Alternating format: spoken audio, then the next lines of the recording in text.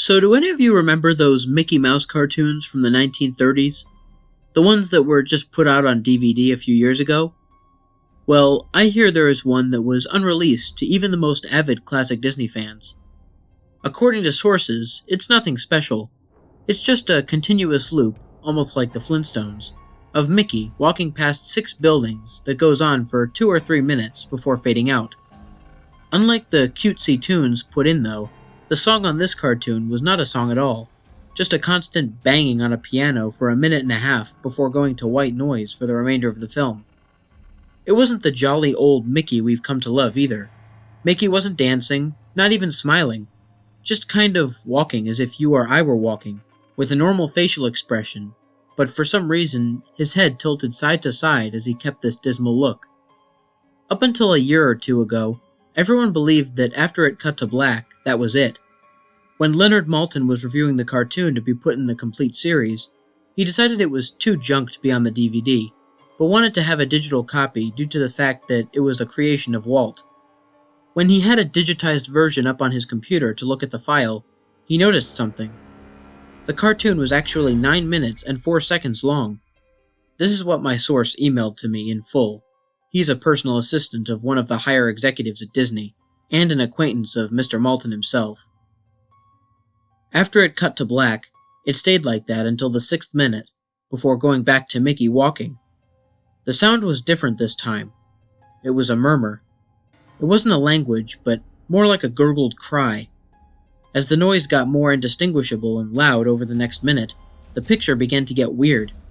The sidewalk started to go in directions that seemed impossible based on the physics of Mickey's walking, and the dismal face of the mouse was slowly curling into a smirk. On the 7th minute, the murmur turned into a blood-curdling scream, the kind of scream painful to hear, and the picture was getting more obscure. Colors were happening that shouldn't have been possible at the time. Mickey's face began to fall apart. His eyes rolled on the bottom of his chin like 2 marbles in a fishbowl, and his curled smile was pointing upward on the left side of his face. The buildings became rubble floating in mid-air, and the sidewalk was still impossibly navigating in warped directions, a few seeming inconceivable with what we, as humans, know about direction. Mr. Maltin got disturbed and left the room, sending an employee to finish the video and take notes of everything happening up until the last second, and afterward, immediately store the disc of the cartoon into the vault. This distorted screaming lasted until 8 minutes and a few seconds in. Then it abruptly cuts to the Mickey Mouse face at the credits of the end of every video, with what sounded like a broken music box playing in the background. This happened for about 30 seconds, and whatever was in that remaining 30 seconds, I haven't been able to get a sliver of information about. From a security guard working under me who was making rounds outside of that room, I was told that after the last frame, the employee stumbled out of the room with pale skin, saying, "Real suffering is not known," 7 times, before speedily taking the guard's pistol and offing himself on the spot.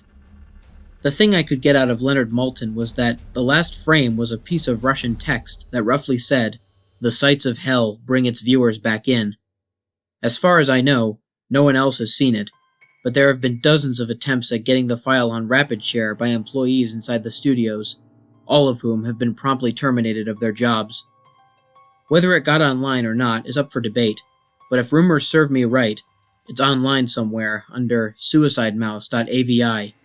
If you ever find a copy of the film, I want you to never view it, and to contact me by phone immediately, regardless of the time.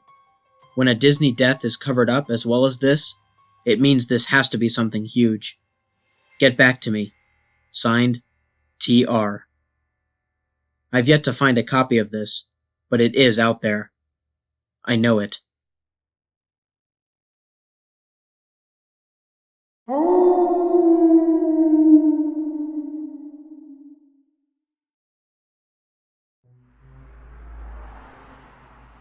There was a hunter in the woods who, after a long day of hunting, was in the middle of an immense forest.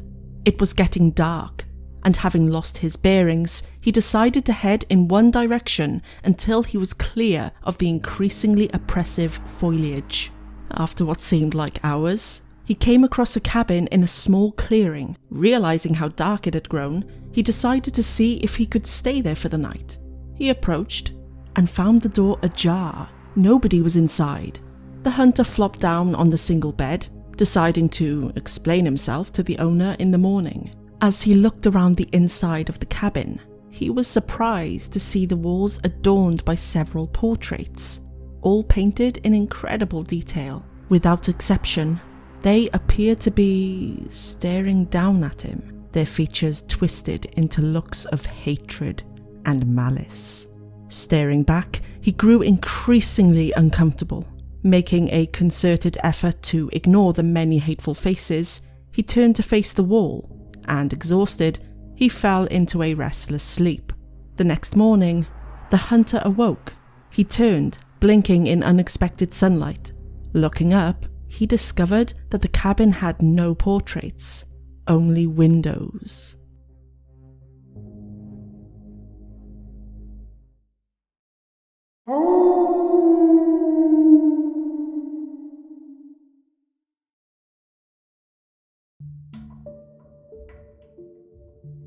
A man went to a hotel and walked up to the front desk to check in.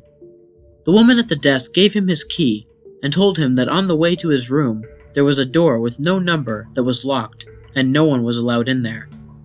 She explained that it was a storeroom and that it was out of bounds.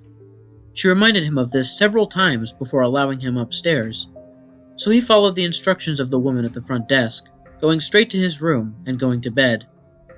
However, the insistence of the woman had piqued his curiosity, so the next night, he walked down the hall to the door and tried the handle. Sure enough, it was locked. He bent down and looked through the wide keyhole. Cold air passed through it, chilling his eye. What he saw was a hotel bedroom, like his, and in the corner was a woman whose skin was incredibly pale.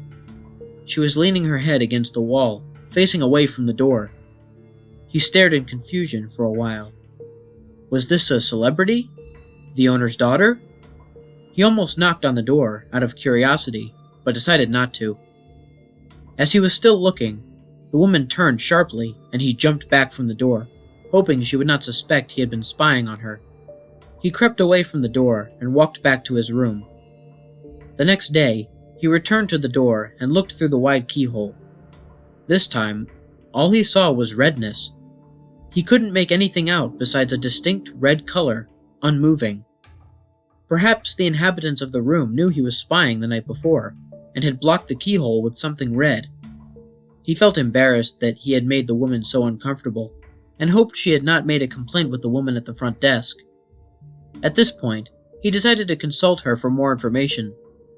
She sighed and said, "Did you look through the keyhole?" The man told her he had, and she said, "Well, I might as well tell you the story of what happened in that room.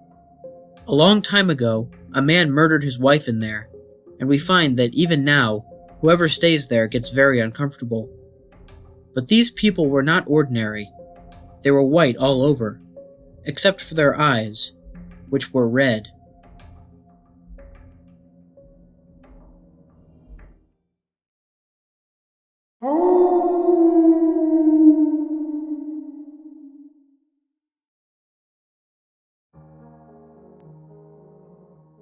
Does anyone remember an old PC game from the early 1990s called Mr. Mix?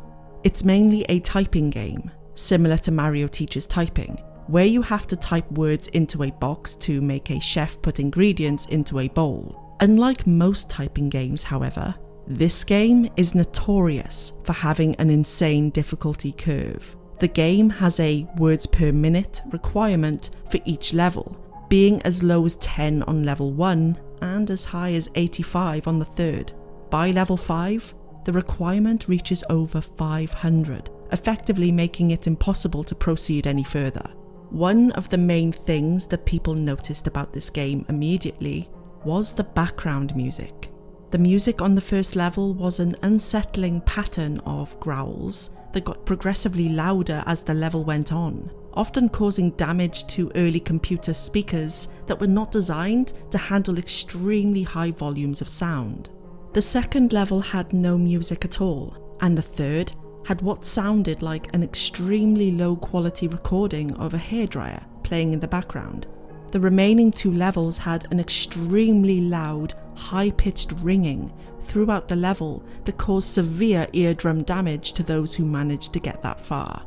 Another rather disturbing aspect of the game was the design of Mr. Mix himself. He was a large, round-based, overweight man with large beady eyes and red spots on his cheeks.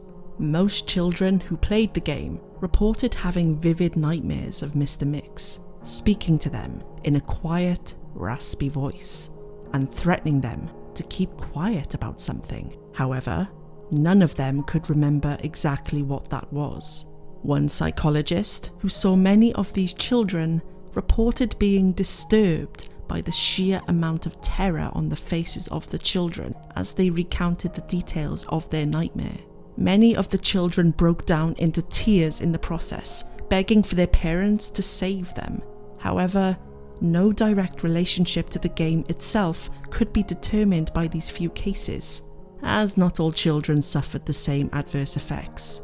For obvious reasons, this game did not sell very well. It remained in relative obscurity until a few years ago, when PC hackers got hold of a ROM of the game and started digging through it. Using memory hacking software, they managed to crack the game's code and bypass the impossible 5th level. What they found, however, was extremely disturbing and caused many of them to quit the expedition altogether. According to the reports these hackers left behind, the game behaves very strangely if the 5th level is bypassed.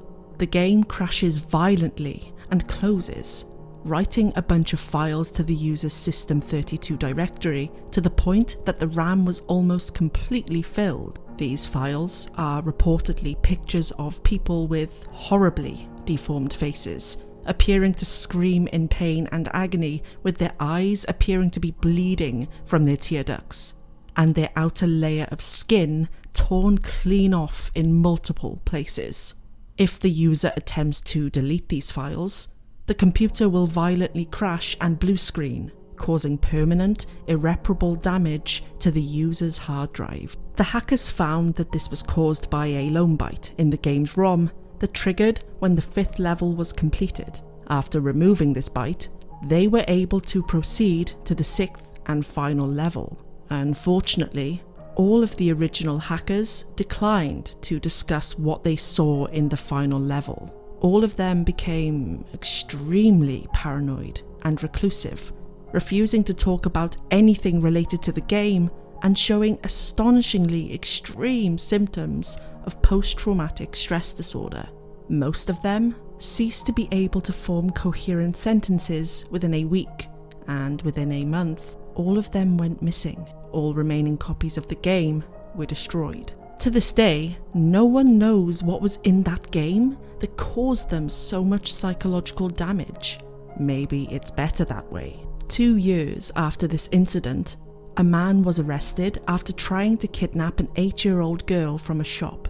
Through DNA and fingerprint analysis, the man was identified as one of the original hackers who viewed the final level of the game. He was wearing a white chef's hat and had a look of unspeakable malice and insanity on his face. When interrogated, the man would only say one thing: "I'm Mr. Mix. Shh."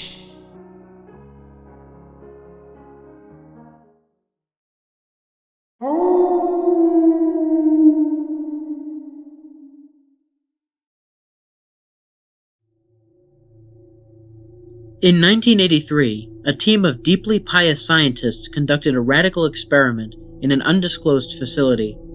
The scientists had theorized that a human without access to any senses or ways to perceive stimuli would be able to perceive the presence of God. They believed that the 5 senses clouded our awareness of eternity, and without them, a human could actually establish contact with God by thought. An elderly man, who claimed to have nothing left to live for, was the only test subject to volunteer. To purge him of all his senses, the scientists performed a complex operation in which every sensory nerve connection to the brain was surgically severed. Although the test subject retained full muscular function, he could not see, hear, taste, smell, or feel, with no possible way to communicate with or even sense the outside world. He was alone with his thoughts. Scientists monitored him as he spoke aloud about his state of mind in jumbled, slurred sentences that he couldn't even hear. After 4 days, the man claimed to be hearing hushed, unintelligible voices in his head. Assuming it was an onset of psychosis, the scientists paid little attention to the man's concerns. 2 days later, the man cried that he could hear his dead wife speaking with him, and even more, he could communicate back. The scientists were intrigued, but were not convinced until the subject started naming dead relatives of the scientists. He repeated personal information to the scientists that only their dead spouses and parents would have known. At this point, a sizable portion of the scientists left the study. After a week of conversing with the deceased through his thoughts, the subject became distressed, saying the voices were overwhelming. In every waking moment, his consciousness was bombarded by hundreds of voices that refused to leave him alone. He frequently threw himself against the wall, trying to elicit a pain response. He begged the scientists for sedatives so he could escape the voices by sleeping. This tactic worked for 3 days until he started having severe night terrors. The subject repeatedly said that he could see and hear the deceased in his dreams. Only a day later, the subject began to scream and claw at his non-functional eyes, hoping to sense something in the physical world. The hysterical subject now said the voices of the dead were deafening and hostile, speaking of hell and the end of the world. At one point, he yelled, "No heaven! No forgiveness!" for 5 hours straight. He continually begged to be killed, but the scientists were convinced that he was close to establishing contact with God. After another day, the subject could no longer form coherent sentences. Seemingly mad, he started to bite off chunks of flesh from his arm.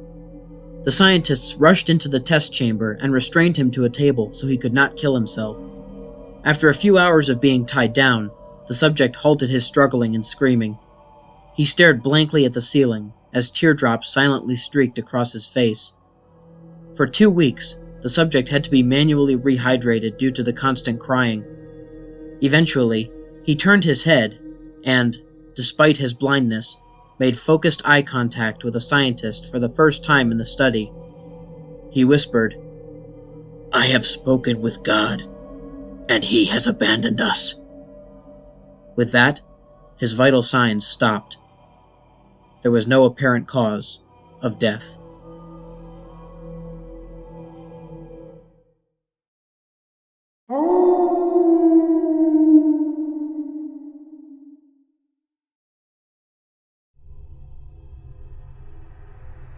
I've heard of a place out here where I live. It's on one of the back roads of the Alaskan new-growth forests in one of these valleys. They say that if you drive down this road on a day where the sun is shining so brightly as to make everything appear black and white, then you might come across a girl walking along the side of the road. She is said to be easy to recognize, because whether it is summer or winter, she is always wearing a heavy wool overcoat and a set of oversized headphones, like those big skull candy headphones you can find in the stores. According to this story, if you drive up alongside her and roll down the window, you might hear her singing. The song, some people around here say, is Resro Ceres's Gloomy Sunday. If you interrupt her, asking the question before she's finished the song, it's said that her answer will be, "I can't remember," and that in the next town that you enter, you will be arrested for the kidnap and murder of this girl. However, if you were to wait for her to finish and then ask the question, being, "When did it last snow?" and this is to be asked no matter what season it is, she will give you one of 3 possible answers. If she says Thursday, you will continue to drive ahead as if nothing has happened. But though you will be able to see and control your actions, it will be through a thick fog, as if you were asleep. You will live out the rest of life in this empty dream state, and when you die, your soul will be condemned to a black emptiness. If the answer is today, then you are far more fortunate. You will continue on to your destination without event, and upon returning home, find that your greatest wish has been realized. However, if her answer is last Friday, then may whatever entity controls our fates have mercy on you. You will vanish for over a year. No one will have the slightest clue where you have gone, and your family, in despair, will give you up for dead. Then on a Friday, during the following year's snowmelt, your body will be found hanging from an old black spruce in one of these swamps. Your face will have been eaten away, and your body in such a state of decay that you'll only be identified by your dental records. Your spirit, however, will be trapped, forced to walk that road every day where the sun is so bright that everything seems black and white. How do I know this? I've never done this myself, only heard the stories. But I have also lived up here for most of my life, so I can tell you this honestly. 6 years ago, this entity was a little boy. Then they found my sister.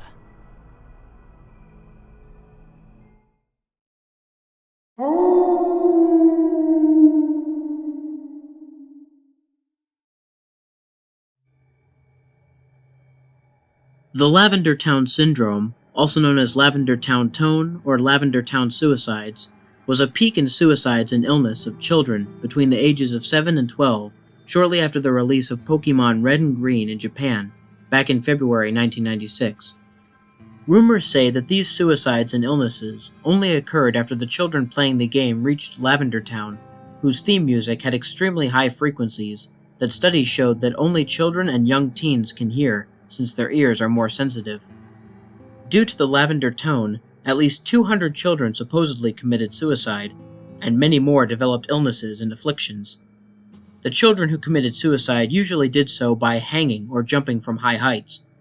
Those who did not commit suicide acted irrationally and complained of severe headaches after listening to Lavender Town's theme. Although Lavender Town sounds differently now depending on the game, this mass hysteria was caused by the first Pokemon game released. After the Lavender Tone incident, the programmers fixed Lavender Town's theme music to be at a lower frequency, and since then, no children were affected by it. One video appeared in 2010 using special software to analyze the audio of Lavender Town's music. When played, the software created images of the unknown near the end of the audio.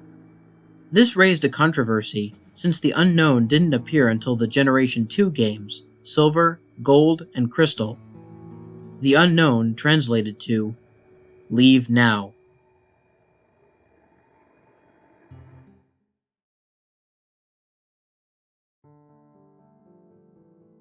What's up, everybody? This is the Lone Wolf here. Thank you so much for listening. I hope you guys enjoyed these 7 short but scary stories. I want to give a very special shout out to my good friend, Voice of the Night, for teaming up with me in this video. She is an awesome horror narrator, and does mostly true scary stories and true crime on her channel. So if any of you are interested in that, please feel free to check her out and show her some support. There will be a link to her channel in the description below, along with an icon that will appear on screen at the end of this closing. Anyways, for those of you new to my channel, please consider liking, sharing, and subscribing if you enjoyed the stories. Hit the bell for notifications and join the Lone Wolf Pack. If any of you guys want to send me a message, like a personal scary story or a creepypasta recommendation, or you just want to talk to me, there will be a link to my email, Twitter, Discord server, and Instagram in the description. There will also be links in the description for all of the music artists that I used in this video, along with each individual track that I used for those of you interested in the music. And last but certainly not least, if any of you guys have any ideas or tips for me to make my videos better, please leave me a comment or send me a direct message. Until next time, stay spooky. And remember, the hunt begins when the moon is full. Sweet dreams.